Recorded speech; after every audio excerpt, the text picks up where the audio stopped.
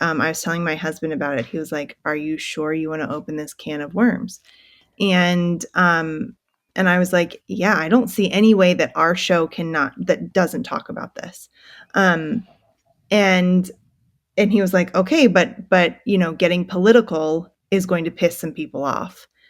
And I first of all, I don't think that well, first of all, I don't think we're going to appeal to everybody, period, which is fine. But also, I just want to say to anybody who feels like this is a very political conversation, it's not. It's just not. Holistic is taking the stressful out of Ancestral by turning organ meat into a treat. Holistic turns their 100% grass-fed, regeneratively raised cows into snack sticks that include liver, heart, kidney, and tongue, making nose-to-tail nourishment easier and tastier than ever before. My kids actually thought that these meat sticks tasted like pepperoni. No, they're actually delicious. It makes organ meats not a chore at all. I love taking these to our homeschool co-op because then I know my kids and myself are getting a great nutrient-dense food while we're out and about. You can use code MAMA50 to get 50% off on your first order of any size bundle. Just go to www.wholesticks.com and enter the coupon code at checkout to try them for yourself. Did you guys hear that? That's 50% off. That's a huge discount. Don't miss out on this. Again, the code is MAMA, MAMA 50 for 50% off. Go to wholesticks.com. That's wholesticks with an X. Hey guys, so today's episode is sponsored by Baja Gold Co. It's one of my personal favorite salts. And Baja Gold is the world's most flavorful sea salt with naturally lower sodium and industry-leading macro and trace minerals to support daily performance. Hello! Welcome to Modern Ancestral Mamas. We are Corey and Christine, two millennial moms on a mission to bring ancestral wisdom to modern motherhood. Okay, hello, ma'am listeners. I always crack up at ma'am. Anyway, Holistic Hilda is back. Yep, you heard it. There she is. Basically, she's so cool these days, and she gets the inside scoop on all of the Maha stuff that we just had to have her back on to talk to us about the RFK press briefing that happened last week. By the time this episode airs, it would have been 2 weeks ago, just for clarification. But so if you want to listen to any previous Hilda episodes, we are going to link them in the show notes. And without further ado, welcome, Hilda.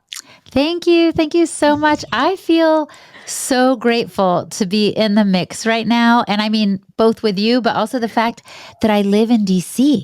It makes it easy for me whenever someone's like, do you want to go to the Capitol? Do you want to go to the White House? Do you want to go to this hearing? I'm like, yes, I'm in. So it's been really fun. And for a while, I've been so eager to move out of the city, to get land, to get chickens. I still want to do that. But in the meantime, I'm kind of well situated for these special events.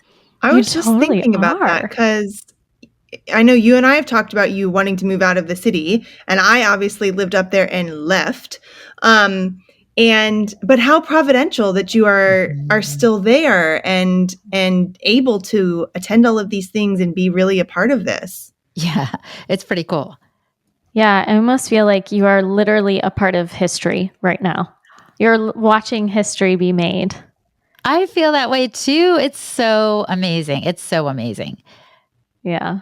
Oh. All right. So, Hilda, for the listeners who are not familiar with what happened, about 2 weeks ago, like Christine said. Yes. Can you give us a brief description of the press briefing, the event that you attended? Tell us who was there. Tell us, whatever highlights you want to pull out. Yes. So I will give you the 411. So first and foremost, I think it was Ginny Urich. She's the one who does the podcast 1,000 Hours Outside. We were sitting together at this press event held on the premises of Health and Human Services downtown, one of their buildings.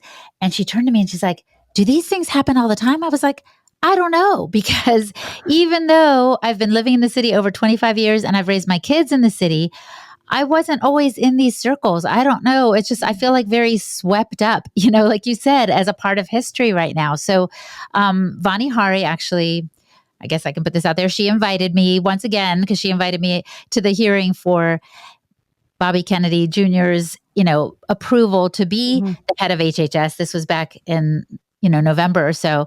And so anyway, no, that was January. Sorry, it's January. The months have just gone by very quickly. But anyway, so she invited me to that. And so she said, hey, get ready. Who wants to come on Tuesday to something downtown? I was like, me, because I'm here. And it turned out it was this press event. And where do I begin? Well, first, I'll just tell you, I am just like everybody else. I was like, oh my gosh, there's Josh Axe, Dr. Josh Axe. Oh, Yeah. there's Dr. Oz. There's Mark Hyman. Like people that I've seen only online. It was like really fun to see them in person.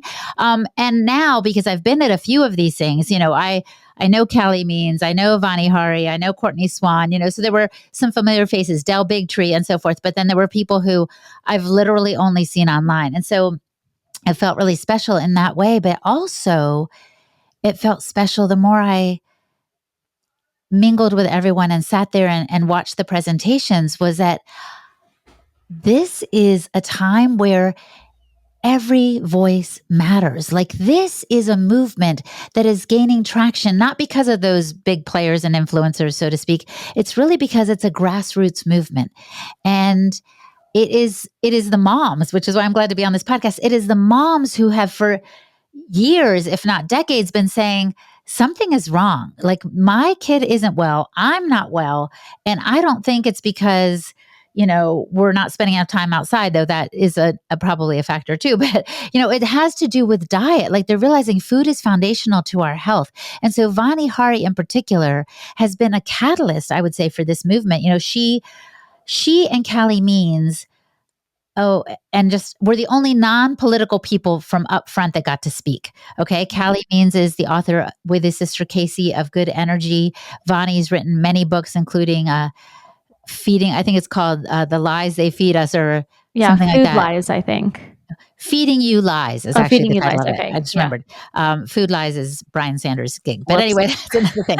But the point I'm trying to make is she's just a regular mom. Like she wasn't feeling great. She's like, something is off. And I have heard this time and time again in my encounters with moms when they're realizing, okay, I wasn't great, but then my kid started having eczema or digestive issues or allergies or asthma or ADD. And the mom started to piece it together. And so the moms are at the crux of this movement. It's not the big players, the politicians and, the quote unquote influencers are all beholden to the people who are talking to them. We are responding, I would say, to people's cries, and we are just amplifying the voices. Literally, I did have a little press moment recently, and the woman's like, how do you see yourself in the movement? I was like, I just see myself as a cheerleader, and she goes, but aren't you amplifying? I said, okay, I'm a cheerleader with a megaphone because I feel like I'm just getting the word out, as best I can. And that's all any of us can do. But my favorite moments really on that day were connecting with moms and people who you wouldn't know from Adam, because they don't maybe even have an Instagram platform, but they were there because these issues matter to them and they want health for the next generation. So it was really, really powerful. So I did watch the press briefing right before we jumped on here. I was actually watching it while I was making dinner, and two people. So Marty McCary and RFK both said it is the moms that have the power. It is the moms you have to listen to, and I mean, every single person that I know in this space is almost, I should say almost, is here because their kids needed healing, right? Or they themselves needed healing, or they wanted to bring really healthy children into the world. And I just, obviously that's why we have the show, like we're so passionate about this and about making sure that, that we're supporting other moms and making sure that we're all getting the information that we need. Corey, I love that you mentioned that because, when this Maha movement started sort of snowballing and growing bigger and bigger, we would see, Corey and I would see all of these influencers out there hanging out together and just, you'd see them online. And at one point I remember thinking, I've been at this for almost 10 years. I've known this for a while.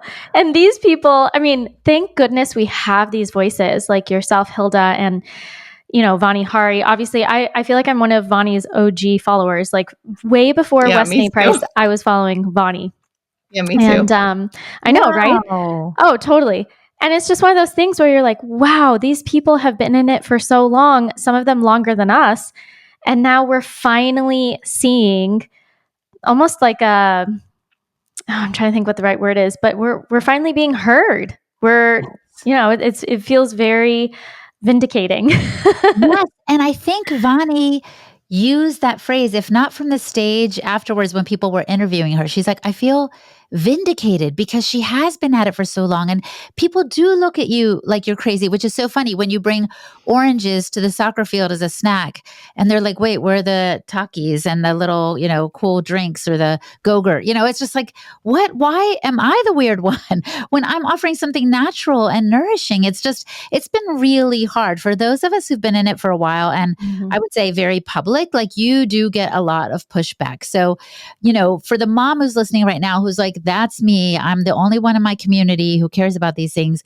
Just keep at it because you are having a ripple effect. First, of course, on your family and then on your community, and then it broadens out from there. But we need every single person to do something different to get people's attention. I don't mean like stand on your head at the soccer, although that might not be a bad idea, but at the soccer games. But I mean, like be brave enough to stand by your convictions because it will eventually pay off. And we talked about this last time, Christine. I remember that some people kind of look at some people in the movement and think, hey, I've been at this longer than who are you, but I would liken it to a track team. Let's say somebody transfers to your school their junior year and they're a better runner than you. Like, who cares if you're all running at the best of your ability and you're winning? Like you're winning. We should all be celebrating the wins, no matter if someone came out of left field and suddenly they've got more recognition than us. It doesn't matter. We're winning. And we should be glad to pass the baton to the person who can run quicker than us or swifter than us, or at least get the word out in a different way. Yeah, I agree. I do want to say, since you mentioned this, to the moms who are feeling like they really are alone in their communities on this, my bet is, at least recently, you're probably not. You're probably not alone. There are probably more people than you realize that are on this team too, and are just kind of quiet about it. Like I know in my own little circle, I really thought that in my personal, like in my where I actually live circle, like I really thought, oh, we're gonna, move to this southern town, and nobody's gonna care. They're all gonna be guzzling sweet tea and not care.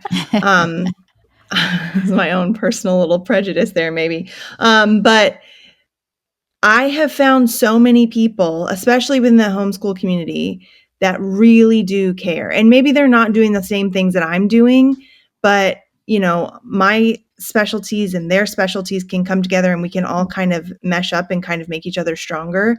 And I think that there's so much that we can connect on as mothers to kind of encourage each other and to make each other better. Yeah, that's really cool. I'm actually really encouraged because I think social media, for all that we're always like trashing it and how, AI has gotten into it, it's just kind of like, and it sucks people in and there's addiction issues and all the things. I feel like social media has helped the movement, obviously, because I know young people, teenagers I'm talking, who will be like, oh yeah, Dr. Cruz, Jack Cruz. I'm like, wait, how do you know about Jack Cruz? Oh, because he was on Huberman's podcast. It's like things that I've been talking about, like light and circadian rhythm and how important that is to our overall health. Like people are hearing from different angles, even like, yeah, Joe Rogan, obviously, but other people have podcasts and platforms that are getting the word out to young people. I know a teenager recently who was going to get his wisdom teeth out. His mom had scheduled him to get his wisdom teeth out. And I think he watched some show or saw some influencer and he's like, you know what, Mom, I don't want to do it. And I was so happy. I don't know how you guys feel about this, but I feel like the more we can avoid unnecessary surgeries, the better. And why don't we give our body a chance to do what it would normally do in this circumstance? And so, anyway, I was really proud of him because he was making a choice based on the information that he had. Obviously, maybe he was influenced by an influencer, but in this case, I feel like it's healthy because it's respecting his own body. And so I feel like this is really helping us get the word out, in my opinion. Yeah. Okay, Hilda. So tell us about the press briefing. Okay. Like what was it like? Where did you sit? Who did you see? I mean, you mentioned a little bit of like who you saw. Yes, but yeah, I what were your did. thoughts on it? Okay. Well, first of all, I wished I was standing in the back of the room because I don't like to sit, to be honest. I think sitting is the new smoking. I really do. I was like, why am I sitting here in the middle? But there were very few seats. And so my friend Ginny Urich and Anna Maria Temple were like, let's sit here. I was like, okay. But it did feel good, I guess, to be in the mix. And it also helped me stay focused because, I couldn't just like go and, I don't know, do some push-ups or something in the corner of the room. But it was amazing to see Vani get up front because I could literally see a flood of emotion taking over at first. She had to kind of exhale to get herself together because, like I said, after so many years of pushback, to be on the stage, to be a part of the conversation. And yes, as a mom and as a woman, like now that I think of it, I think she was the only woman who spoke.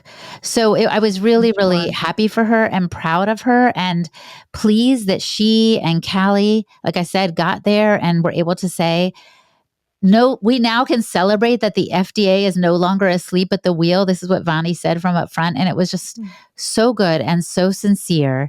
And then I think a couple of politicians, if not the governor of West Virginia and from another state, I think it was Utah, they recently banned food dyes in their states. So it's this, like you said, the word snowball, Christine, that's exactly right. There's this snowball of momentum that's happening and it's happening at the grassroots level and it's starting to catch on at the higher levels. To see, actually, before the hearing began, I was talking to an official from HHS. And he was one of these like lifetime government employees. I got the feeling he'd been in office, or in whatever position he's holding, some governmental position for like, over 10 to 20 years or so. And he said, we are the FDA, but we've been ignoring that first word, food. It's the Food and Drug Administration. He goes, we've been ignoring it. And then I think also McCary from the stage said, like, we're actually going to be proactive for the first time instead of reactive. Like, I guess FDA was thinking, okay, our job is to say yes to this food or yes to this additive and no to that one and kind of just give everything the generally regarded as safe label and hope for the best, But finally, they're making some decisions that really can help turn the ship around. So yeah, that was great.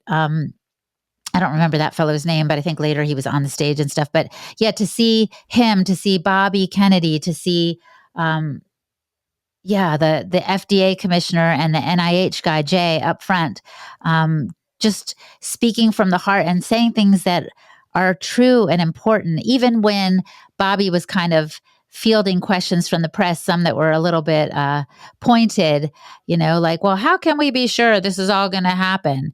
And why should we bother kind of thing? And he's like, look, for example, one thing he said was, if it were simply genetics that were causing issues with like our children, it wouldn't be an epidemic because you would see these issues over time, right? Like it wouldn't be just something that shot up like autism. People are all riled up about autism right now and calling him, I guess, insensitive or thoughtless or prejudiced against autistic people.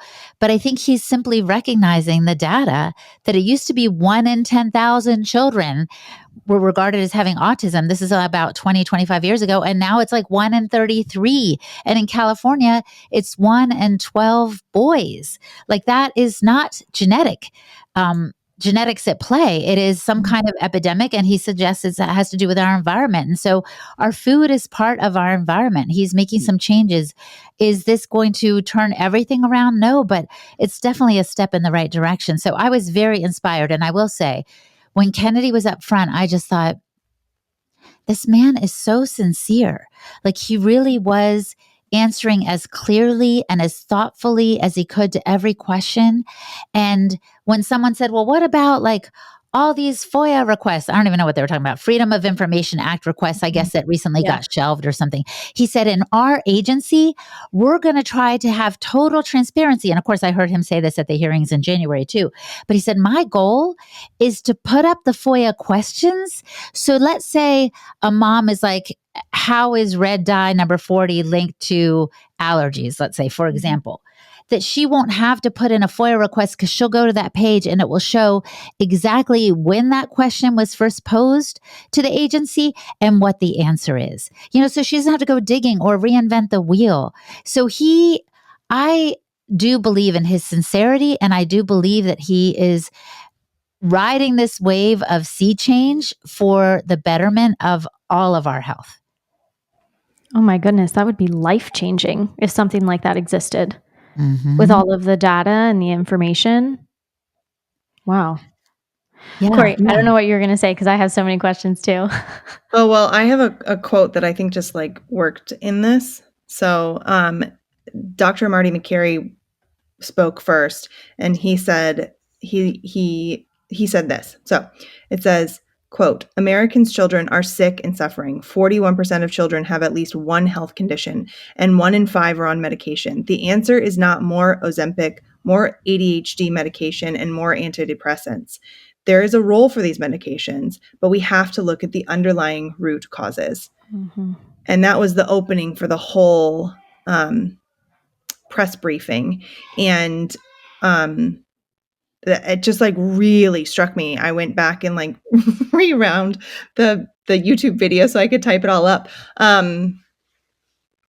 It's like to have somebody in the government, in even just a medical professional, coming out and saying we have to look for the root causes is groundbreaking.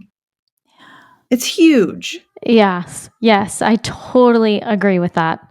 It's massive. It's amazing. I don't think I've ever heard a head of HHS or FDA or of any of these acronymed agencies. I don't think I've ever heard a doctor, like a normal doctor, a regular doctor, say something like that. Yeah. Like not one of our functional crunchy doctors, Yes. not somebody like that, but like an actual, somebody that would be trusted, quote, sorry, I'm using finger quotes here, but like trusted by the general public as not a snake oil salesman, say anything about root cause. Yeah. Yeah, I wonder why when a crunchy doctor says it, they are looked at like they're weird. Do you think it's because it's so outside the system and outside of most people's paradigm? Oh, I think there's so many reasons. I think that like that could be like an entire episode that we could, dissect that. There's actually somebody in particular I want to interview for that. Oh. This person will be unnamed for now. We have to be able to get forward to this, people. In contact with him first. Yeah. No, I think in part too, it's because we have been programmed and taught to trust the people with the white coats who can offer a prescription and ease our pain and our ills. And we just think they have the answers. But for too long, I think we've outsourced our health to allopathic conventional medicine. And they often simply treat the symptoms, Yeah. And it's what we're used to. It's what we think. Go to the doctor, get yourself checked out, take whatever remedy they offer. And I know, and I will say this to be fair, that now people often do this also with naturopaths or nutrition therapy practitioners. They're like, okay, now I'll go see them. And instead of a prescription, I'll get a supplement, so I get that They're similar paths. And that's why I was saying earlier, and if I didn't say it, I was thinking of it, we've got to stop outsourcing our health. And am I grateful for these officials that are saying some things that I think are important? Absolutely. But I'm not waiting for all of the regulations to change to take my health into my own hands. Hey, mamas, do you want to add a new secret ingredient to your kitchen? Are you ready for this? Give Baja Gold sea salt a try today. We know our food is lacking minerals because of the depleted soil, so increase your mineral content of your food by using Baja Gold sea salt. Baja Gold is an all-natural, unrefined sea salt from the Sea of Cortez. This salt is made the way it used to be, sun-dried with all of the ocean's minerals intact. No processing, no chemical flowing agents, nothing but pure, unrefined mineral salt. And because of how and where they make their salt, Baja Gold is naturally lower in sodium and higher in minerals like magnesium and potassium. Moms, did you know that magnesium is a mineral used in over 300 bodily processes? Yeah, I know. We all know it is helpful for relaxing little bodies before bedtime. Give Baja Gold a try today. Visit BajaGoldSaltCo.com to learn more. Check the show notes for the link and use the code MAM10 for 10% off. That is MAM10 for 10% off. Wait, okay, let's actually talk about those regulations for a second, because I want to the best of your knowledge, Hilda, clarify what is going to change. Like, Okay, what did RFK and the head of and the FDA guy say? Okay. That's a great question, because some people are like, okay, all the food dyes are banned. It's like, no, that hasn't happened. There has been a statement made, a promise made by RFK Jr. that by 2026, 8 petroleum-based food dyes would be phased out. Okay. Now, is that a government edict? No, it is a step of good faith that he made. And I was thinking about this in terms of moms, because this is a mom's podcast. I was thinking, okay, you know how at first you'll tell your kid, hey, put your toys away. So first you'll ask, or you'll ask, or you'll say it nicely. And then later you'll say it again. And then the third time they'll know you mean business. I think this is exactly what's going to happen with HHS saying, okay, they're asking nicely right now. They're asking for cooperation and collaboration from the food companies. I think it was also said from the podium that day that most of the companies don't want a patchwork system. In other words, they don't want to make a special box of Fruit Loops for West Virginia and Utah that have banned food dyes and then have the other kind for everybody else. They would rather have a national guideline or something that is a plumb line for the decisions that they're making regarding the additives in their foods. So Kennedy and I think McCary and others were suggesting that the companies have been in conversation with them and are interested. But I don't think Kennedy is putting all his eggs in that basket, like hoping they will just comply because we've asked them nicely. Like, I think he's got a plan B and a plan C. What they are specifically, I can't say at this time, but my hunch is he is only in plan A right now, where he is approaching them and trying to kind of win them over and reason with them for making some shifts. And for those who say, oh, it's going to be too expensive for these companies to reformulate their foods without these dyes, that's where we've got the data. I mean, Vani Hari has done her homework, and she will show you how the same cereal company will be making Fruit Loops one way for the United States and another way for Canada. So they already have the formulation without the dyes, and they are using natural juices and so forth to get the colors that they want. The food is not as brightly colored, but it's not going to cost them more. If it costs them more, it's maybe a penny more per box, which is negligible. And our children's health is worth at least that much. Yeah. So were there any companies at the hearing that you know of? I didn't see any represented. Okay, I'm really wondering if any. I mean, obviously they know that this is happening. Mean, like from last year where you guys were in, where was it, Michigan? Oh yeah, marching at Kellogg's to Totally. like now. Yeah. What a crazy shift. I know, it's like night and day. It's crazy. But again, it's the hint of victory. Were we celebrating? Yes. Were we right to celebrate? I think so. Because like you said, the government officials are actually representing us and willing to take a hard look at the data. Like Kennedy said at the end, like, we do want good science. And that hasn't always been done, because I think some of these agencies, as you know, there's a revolving door that I think Kennedy actually calls them captured, meaning someone that worked in the food industry then comes to work at the agency that's regulating that food industry that they used to be in. I mean, not the food, but this particular company. Do you see? And so it's like they're kind of already bought or beholden to their former stakeholders. And so, of course, they make decisions based on that. Again, a lot of these companies are looking at profit and not at our health. But that's why we've got to hold their feet to the fire. And even, I would say, hold our elected officials and these appointees, hold their feet to the fire too, to make sure they follow through. Yeah. I mean, I find it impressive that he said 2026. Yes. Because oftentimes officials will make these statements, but it'll be like 5 years down the road. And I mean, 2026 feels very close and attainable. I mean, I think it is a little easier since they do already have the formulations and they are making these things for other countries. So it is a little bit easier for these companies. They don't have to completely reinvent the wheel. Yeah. Yeah, absolutely. Oh my gosh, you guys, but I gotta bring you some more breaking news because I'm just so excited because like you said, it's this snowball, it's growing.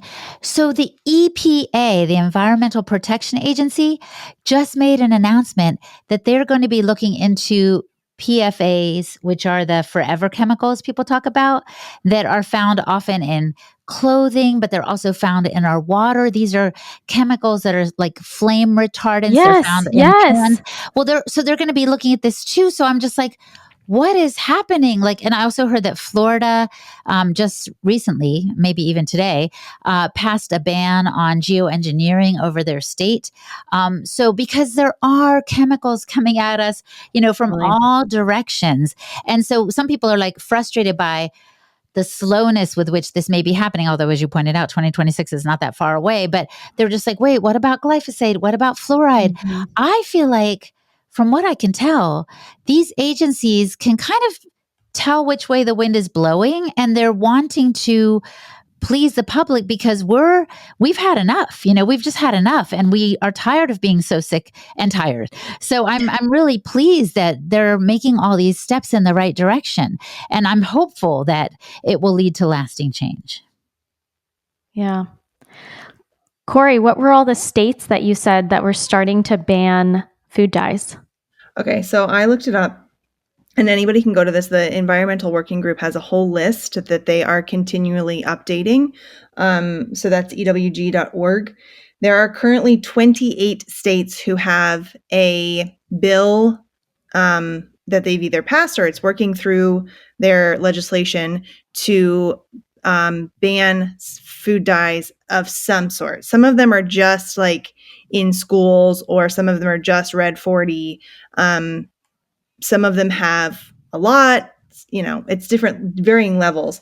But there are 28 states. And so we've got Alabama, Arkansas, California, Connecticut, Delaware, Florida, Georgia, which, woohoo, Georgia just announced that the other day. Georgia. Hawaii, Illinois, Indiana, Iowa, Louisiana, Massachusetts, Michigan, Missouri, New Jersey, New York, North Carolina, Oklahoma, Oregon, Pennsylvania, Rhode Island, South Carolina, Tennessee, Texas, Vermont, Washington, West Virginia.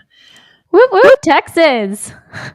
That's awesome. That's a lot. I mean, it's not quite half, but we're getting there.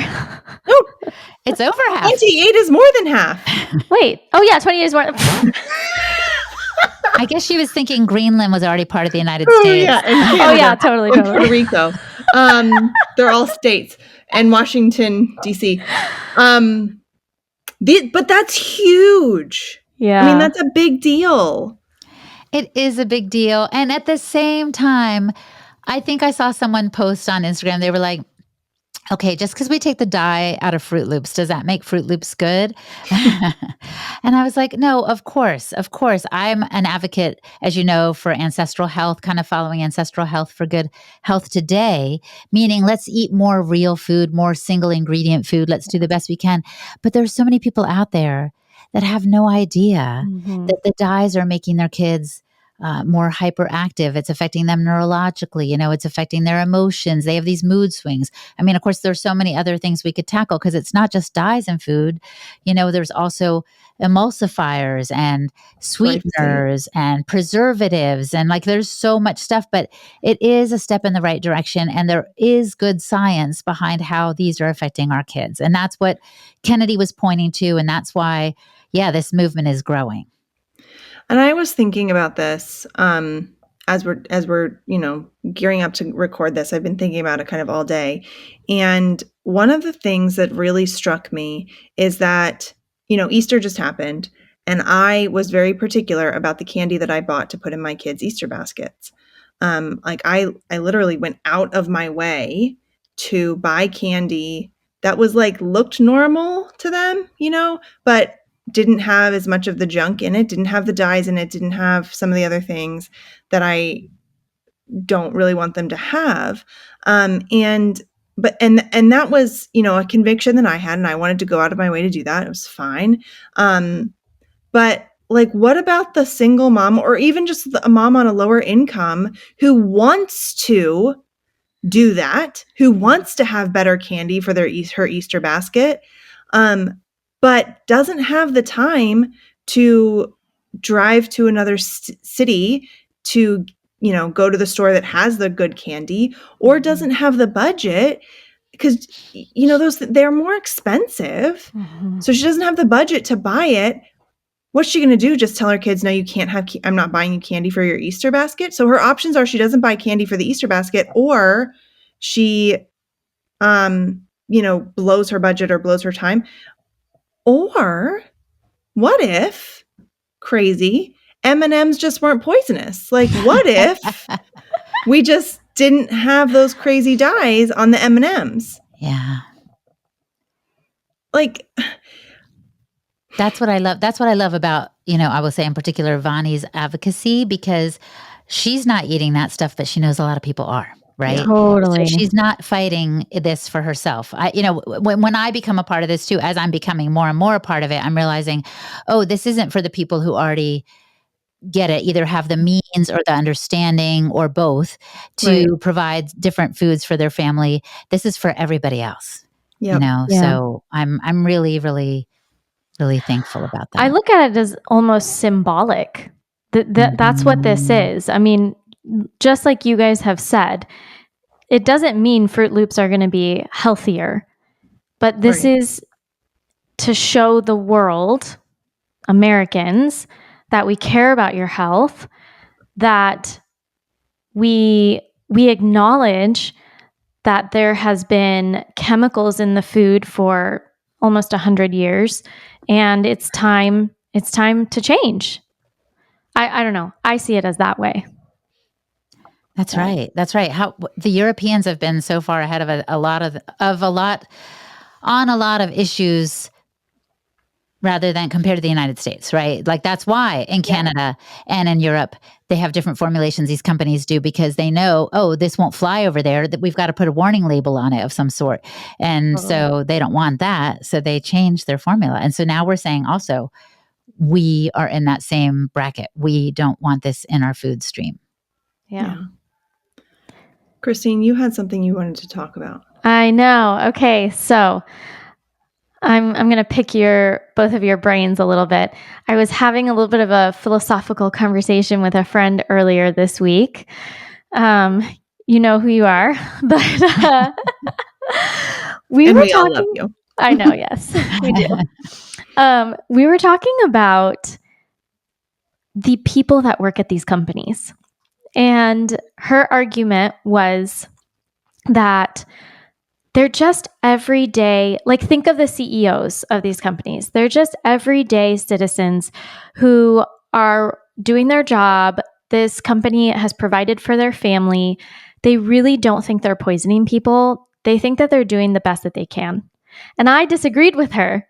And I was like, no, how is it possible that these people, whoever it may be, the CEOs of, Kellogg's or whoever, they know this information.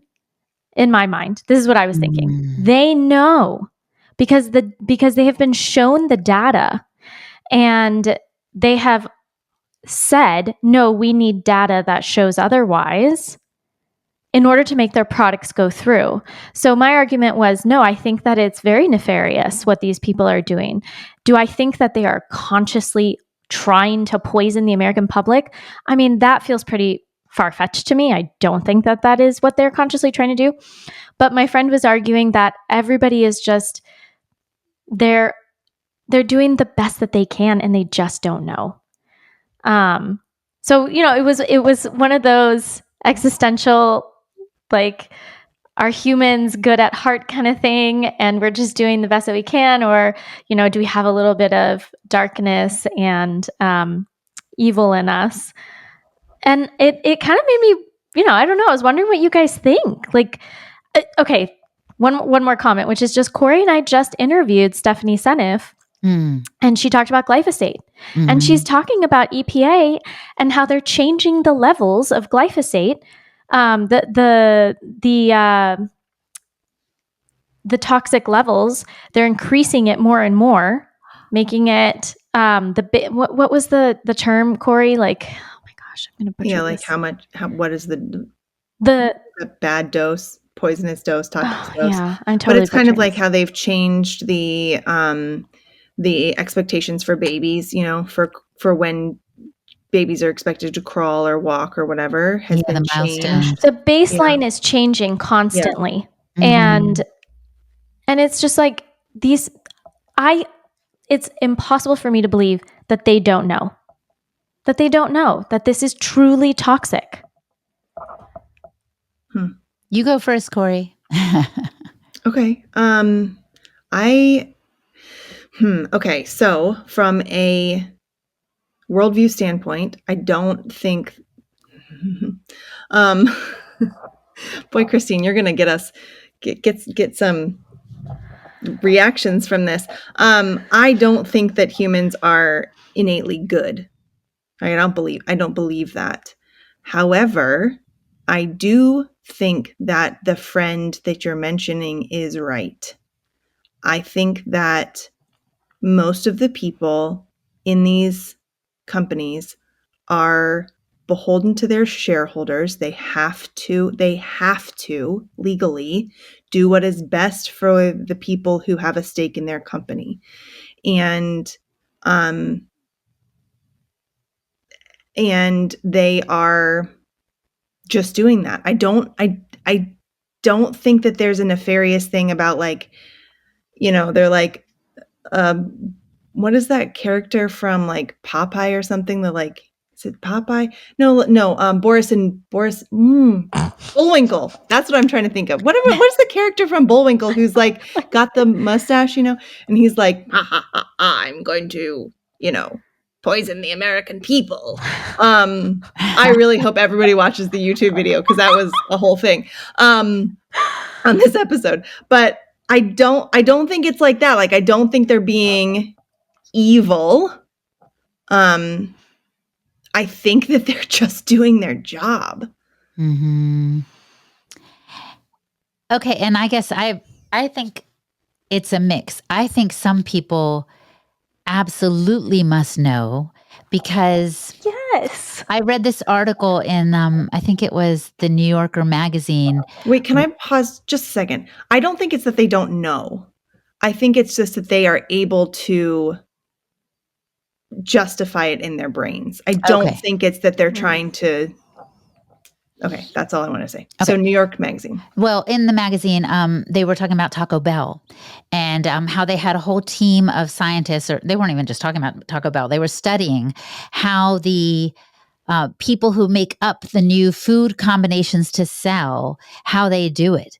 And so the people literally in this lab know that people are wired to like novelty. So that's why they don't always just have the same offerings. We have a special this month. It's the burrito crunch. I don't even know what they have because I don't go there. But, it's like the special new thing where it's like a soft tortilla around a crunchy taco shell because people will be like, oh, that's kind of cool and new. And they want that. But they're trying to elicit almost a primal response from people of wanting to try it because it's novel, and then making it hyper palatable so that people will get addicted and then always want it. And whenever they hear the gong of the Taco Bell, they'll want to go and buy it, right? So there are people that are very aware of what their product is capable of, eliciting from a human being, and they're doing it on purpose because they want to build the company.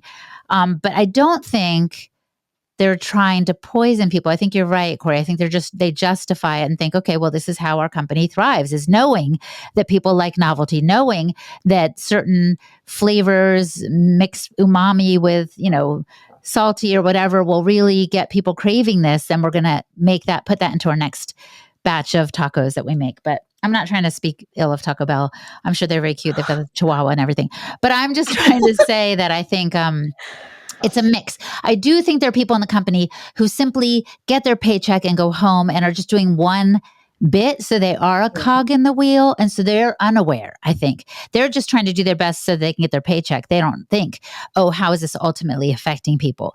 But I'm sure there are people at the higher levels who are aware and either justify it or, they must justify it to continue doing it.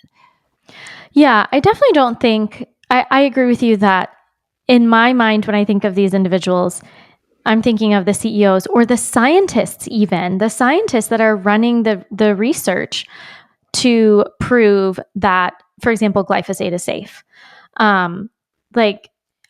mean, we know that it has been, we know that a lot of these research papers are flawed or the numbers are altered to prove what they want so that they can get their product out. And so it's things like that that just make me think, I mean, how can, I don't know, how can these people keep doing this and why? This is such like I said, we don't have to answer this on today's podcast. But all of this RFK stuff has definitely got me thinking about it because these companies are now going to be going back to reformulate things. And these CEOs have to know. They clearly already know because they've done it in other countries. That reminds me, Christine, one thing Bobby said from the stage was the people at these companies also have children. So they know what's happening. He wasn't saying they're all concerned about the dyes, but he was just saying they have hearts too. And they will keep our children's best interests in mind. At least that's what he's inviting them to do. Yeah. Yeah, that's a good point to end on because I think ultimately that's what our friend was trying to say is that, I mean, these are people with families and feeding their kids at home. And ultimately, they might not know or they're just trying to do the best that they can. Mm-hmm. I mean, it could be to some degree, Steve Jobs was famously quoted as saying that he would never let his children have an iPhone. Exactly. So I don't know. Yeah, all the techies in Silicon Valley don't let their kids use electronics. Yeah. Very interesting. Okay, I do want to say one thing. I want to have a small little conversation here at the end because when we first posted the last video that we did with you, Hilda, and I was telling my husband about it, he was like, "Are you sure you want to open this can of worms?" And I was like, "Yeah, I don't see any way that our show that doesn't talk about this." And he was like, "Okay, but getting political is going to piss some people off." And first of all, I don't think that. Well, first of all, I don't think we're going to appeal to everybody, period, which is fine. But also, I just want to say to anybody who feels like this is a very political conversation, it's not. It's just not. Like, And I know I'm pretty sure we may have talked about this a little bit on the last episode, but I almost feel like we should have this disclaimer every single time we bring something like this up. Like Maha, even though it is connected to MAGA in the title of it, Make America Healthy Again is not something that is left or right. I love that. I love that. You know, I was talking to Dell and he said the Make America Healthy Again was a phrase that Kennedy used, I think, when he was speaking during the political campaigns, maybe when he had first joined hands with Trump. But Dell and his team were like, where did you come up with that? And he's like, it just came out because he said, we want to make America healthy again. And then that became the new mantra. But remember, he was a Democrat before, and then he became an independent, and he only joined forces with Trump, I believe, because he realized this could move everything forward. He has said repeatedly, you know, there are no Republican children, there are no Democratic children. Like, it's not about that. They're all of our children. And I actually have heard Callie Means too saying to the Democrats, out Maha us. In other words, get on this team, no matter what your political inclinations are. And I love that invitation. Yeah, I agree with you both. I don't think that health is political, period. End of story, like full stop. Mm-hmm. All of our kids deserve to be healthy. Yep. I love it. All right. On that note, I have an ending quote for us. Okay. Okay. This is RFK Jr. said this at this press briefing. Okay. It's not the time to stop. It's the time to redouble your efforts because we have them on the run now and we are going to win this battle. Mic drop. Boom. So inspirational. Let's go. I love it. All right. Well, I think that's all we have, right? I think so. We cover what you wanted to cover. Hilda, was there anything else that you wanted to say about it, or? I just want to reiterate that moms, especially, we have an incredible, beautiful responsibility to do the best we can by our children. So whether you're a mom that, you know, gives your kids M&Ms or goes out of your way to get different chocolates, like, just remember that their little bodies and brains are still growing. So every bite really counts, maybe even more than it does for you at your age and stage. So just keep that in mind. Do the best you can within your budget, within your paradigm. But I would say, because I was thinking about this, like, what about the mom who's like, well, we only eat, you know, cereal now and then, or we only have stuff with dyes in it now and then. I just think your children's health is really important, and, you know, just let your conscience be your guide, I guess I would say, because these things can accumulate very easily, especially in very small bodies. So I would be careful about how often now and then becomes. All right. Well, I think that's all we have. Hilda, why don't you tell everybody where they can find you and your podcast and everything? Sure. So I'm Holistic Hilda on Instagram. I've got a Holistic Hilda YouTube channel as well, and a website where I offer recipes and different things. And then I make the Wise Traditions podcast for the Weston A. Price Foundation, and that can be found on any podcast platform. Do you have a course or a community that you wanted to talk about as well? Actually, I'm shifting things slightly. So I do have a course that's going to be for sale in my shop soon. Okay. It's kind of changing from a different way that I had presented it before, but I think it'll be more accessible. And it's focused on 6 ancestral secrets. These are my favorite ways to shore up health. And only one has to do with diet. So if you're like a mom, like, I can only manage so much, this might be just a thing for you to look into: the power of sunshine, sleep, shivers, spirit, and strength as well, to shore up your whole family's health and energy and vitality. Amazing. Oh, Jinx. You owe me a Coke. Ha! Alrighty. I think that is all we have. Thank you guys so much for listening. You can find Christine at Nourish Littles. You can find me at For Nutrient's Sake. You can find the show at Modern Ancestral Mamas. You can also find it on YouTube and wherever else you get podcasts. We love you all. Thank you so much for listening. Bye. Wait. Wait, I was going to say, watch us on YouTube. Oh. Watch our faces on YouTube. Love it. Yes. Thanks, y'all. Okay. Bye. Bye.